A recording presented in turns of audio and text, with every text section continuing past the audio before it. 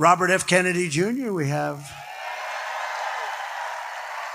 And he's going to work on health and women's health. So you would cap it at 15 weeks? Yes. Or 21 weeks?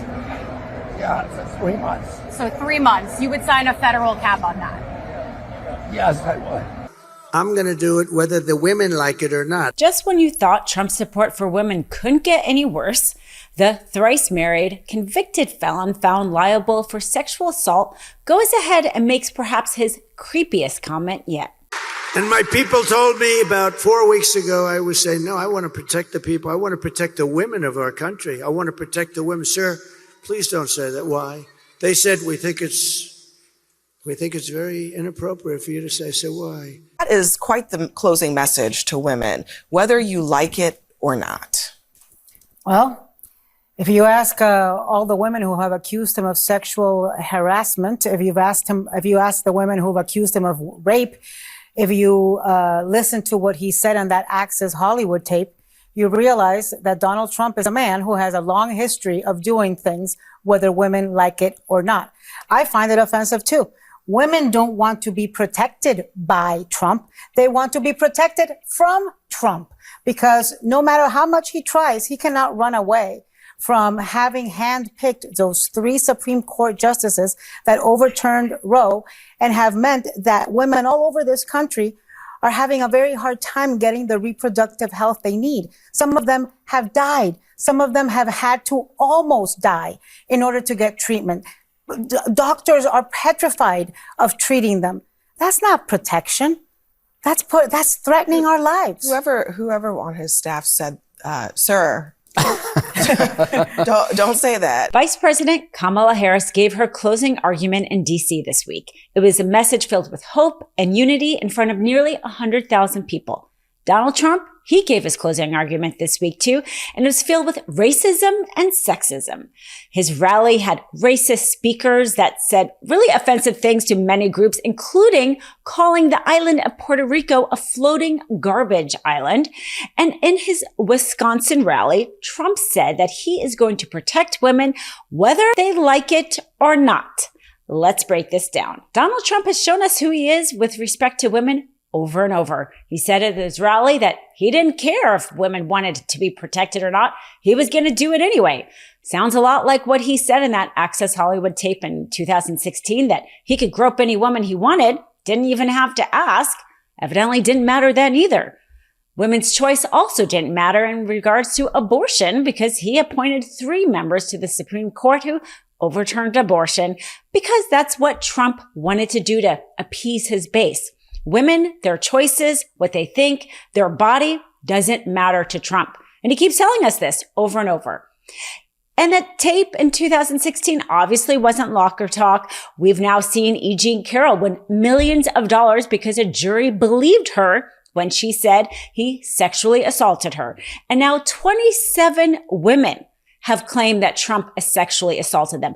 The latest was a former model, Stacey Williams. She just talked about her story this past week, and her story had to do with Jeffrey Epstein.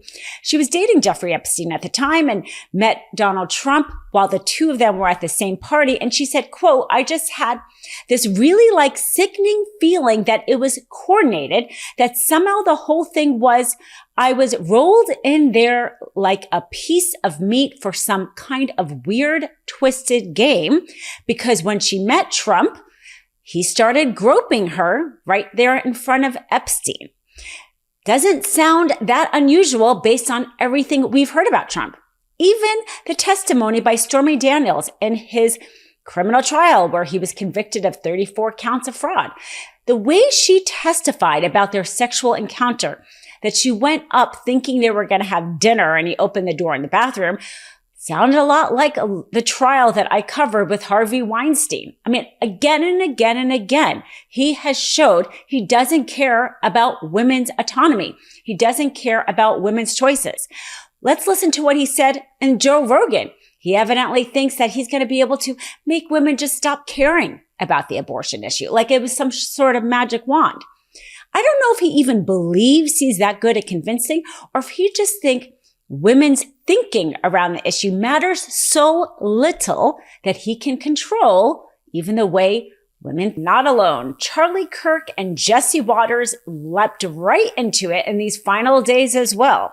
They were very triggered about the latest ad from Vice President Harris. It implied that a Republican woman was going into the voting booth and voting for Harris, but telling her husband that she was voting for Trump. This whole idea of encouraging women to vote how they please and not be upset about, have their husband be upset about how they're voting. Now, first of all, the whole premise of this, the fact that your husband would be so upset about voting for Harris, even though you're voting for Trump, is kind of disturbing in itself.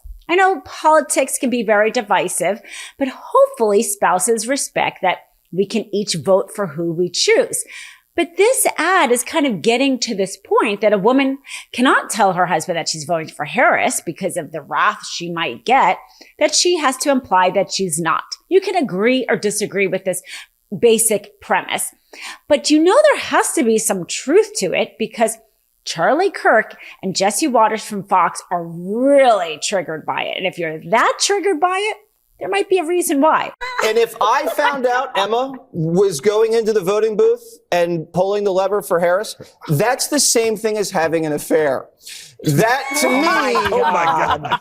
Let him finish. Go, Jesse. It's our day. That violates the sanctity of our marriage. Preach on. Yes. What else is she keeping from me? Exactly. What else has she been lying about? Why would she lie to you? Jesse Have you threatened her? Why would she lie to you? Oh, they want me to tease. Why would she do that and then vote Harris? Why would she say she was voting Trump not the problem. and then voting Harris? And I caught her, and then she said, I lied to you for the last 4 years. So you admit you intimidate It's people. over, Emma. That would be D-Day. So Jesse Waters talks on his show about how he sees this being so insulting. This idea that the woman is going to vote for Harris, but tell her husband she's going to vote for Trump. He says it's so insulting. He sees it as much of a betrayal as an affair. Now, you might want to ask Jesse Waters' first wife whether or not she sees voting for a candidate that you may be misled to your spouse the same as an affair, because Jesse Waters did have an affair. He had an affair with his first wife, with his second wife. And so for him to somehow correlate voting differently than your spouse and misleading them about it as the same thing as having an affair is a whole complex thing I almost don't even want to touch. In terms of creepiness, in terms of, maybe not respecting women, he has talked about how he met his second wife, which evidently was letting air out of her tires so she was stuck and he could approach her. She was also an employee at the time at that same, Fox, whether or not she worked under him or just like on the same team. Anyway, that's a whole Pandora's box for a whole other segment. But let's just talk about the fact that not a lot there about respecting women. So Jesse Waters is really fired up about this. His history doesn't seem to make any sense about it. And then Charlie Kirk says that he is so upset about it because not so much he thinks that the woman is, lying to him, but he says that that man has been working very hard to give the woman a good life. And this is how she repays him. And she needs people to basically lie to their husbands, which they are promoting, by the way, which I find that entire advertising campaign so repulsive. It is so disastrous. It is just like I'll show it in a minute. It is the embodiment of the downfall of the American family. I think it's so gross. I think it's so just nauseating where this wife is wearing you'll show it, wearing the American hat. She's coming in with her sweet husband who probably works his tail off to make sure that she can go, and have a nice life and provide for the family. And then she lies to him saying, oh yeah, I'm going to vote for Trump. And then she votes for Kamala Harris as her little secret in the voting booth. Kamala Harris and her team believe that there will be millions of women that undermine their husbands and do so in a way that it's not detectable in the polling. How many women in this country earn a living? And how many women who are staying home raising their children may not be getting a paycheck, but they're certainly saving money for that household by doing all that child care and doing all that home care. So I could say she's contributing financially to that house just as much as the man is. But so that's Charlie Kirk's take, is that somehow that woman, You know, she owes her husband something. She owes her husband something because he is getting a paycheck. Yes, we are living in that 50s world. This idea of the ad that the woman is so afraid to vote a certain way and tell her husband doesn't actually seem that out of the box based on Charlie Kirk's statement, which implies that women are not working. And if they are not working, they should be so beholden and so owe their husband that they have to vote a certain way as a result. This is the misogyny of the Trump campaign in their final days, and women are taking notice. If Vice President Harris becomes the first female president, it will be because of women. Not only are women 53% of the electorate, they are more likely to vote. And she has a huge lead in the polling among women. A poll taken in October shows that Harris led Trump by 12 percentage points among women. 12 percentage points. In comparison, Biden led Trump by 5 percentage points among women in 2020. And the biggest gains Harris has made among women are actually among white women. She trails Trump by 2 percentage points among white women.